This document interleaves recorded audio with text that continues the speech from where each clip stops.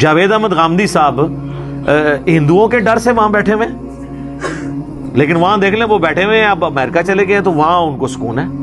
اپنی بات ٹھیک ہے، علمی اختلاف کو رکھ سکتا ہے وہ اپنی جگہ، لیکن یہاں پہ لوگ علمی اختلاف نہیں رہنے دیتے.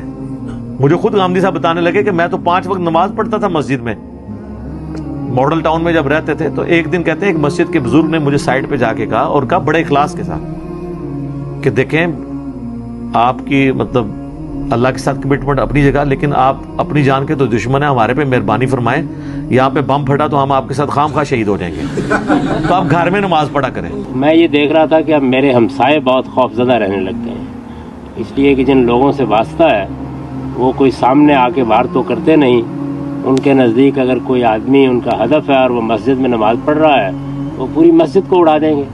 اگر کسی جگہ رہتا ہے تو ان کو کوئی پرواہ اس سے نہیں کہ اس میں کیا بے گناہ مارے جائیں گے. جب میں نے یہ دیکھا کہ میرے ہمسائے اب خوف محسوس کرتے ہیں تو پھر میں نے فیصلہ کر لیا کہ میں کچھ دیر کے لیے باہر چلا جاتا ہوں، کیونکہ میرے پاس ایسے وسائل نہیں تھے کہ کوئی ایسا گھر بناؤں جس کے قریب میں کوئی ہمسایہ نہ ہو. اس بنیاد پر مجھے یہ فیصلہ کرنا پڑا. میرا وطن ہے، میں ضرور جانا چاہوں گا واپس.